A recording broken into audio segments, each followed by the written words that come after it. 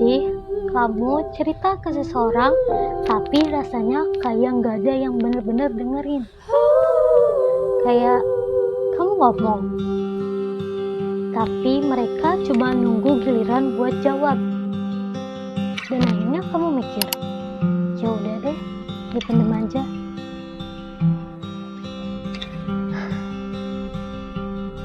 Padahal di dunia yang serba cepat ini banyak orang gak butuh solusi dulu. Mereka cuma butuh didengar. Bayangin, suatu hari kamu lagi capek banget, pikiran penuh, hati berisik. Lalu kamu coba buat cerita ke seseorang, tapi yang kamu dapat cuma, ya udah sih, jangan dipikirin, orang lain lebih susah. Itu bukan menenangkan, tapi itu menutup. Mendengar itu bukan sekedar diam, mendengar itu hadir, kayak payung di tengah hujan. Dia gak menghentikan hujan turun, tapi bikin kamu tetap kuat jalan. Begitu juga mendengar yang baik.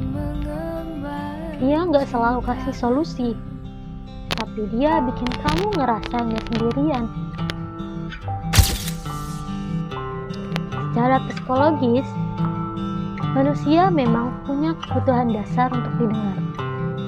Bahkan dalam banyak penelitian komunikasi, orang yang merasa didengar cenderung lebih tenang, cenderung lebih stabil emosinya, dan lebih mampu menyelesaikan masalahnya sendiri.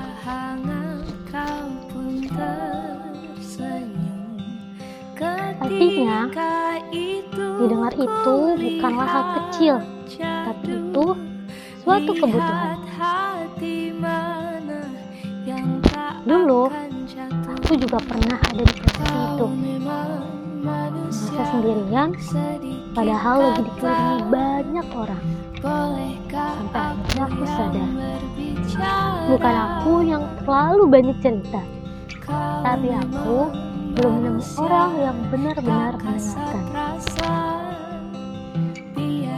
Dan saat akhirnya ada satu orang yang cuma bilang, "Sini deh, cerita aja, aku pasti dengerin kok."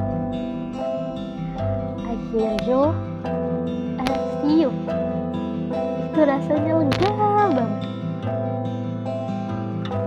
Sekarang kita lupa, yang kita butuhkan itu bukan cuma nasihat panjang, bukan ceramah, apalagi pembanding. Kita cuma butuh ruang untuk cerita, ruang untuk merasa, dan ruang untuk jadi manusia. Karena setiap manusia itu butuh didengar. Setiap orang pasti butuh didengar. Dan lucunya, banyak dari kita pengen didengar, tapi jarang belajar untuk mendengar. Kita terlalu fokus ingin dimengerti, sampai lupa memahami. Padahal komunikasi itu bukan soal siapa yang paling benar, tapi siapa yang paling mau hadir. Coba deh bayangin, di dunia ini kalau setiap orang punya satu orang aja yang benar-benar mau mendengarkan mereka, mungkin banyak overthinking berkurang, banyak luka yang lebih cepat sembuh, dan banyak orang gak ngerasa sendirian lagi. Jadi mulai sekarang, kalau kamu belum punya tempat untuk cerita, ingat ini, bahwa perasaan kamu tetap valid. Dan kalau kamu bisa jadi pendengar untuk orang lain, jadilah pendengar yang tulus. Gak harus sempurna, gak harus selalu punya jawaban. Cukup hadir, cukup dengerin, karena mungkin hal kecil yang kamu lakukan hari ini, yaitu dengerin seseorang tanpa menghakimi, bisa jadi alasan kenapa dia masih kuat sampai besok. Dan kalau hari ini kamu lagi butuh didengar, tenang. Kamu gak sendirian.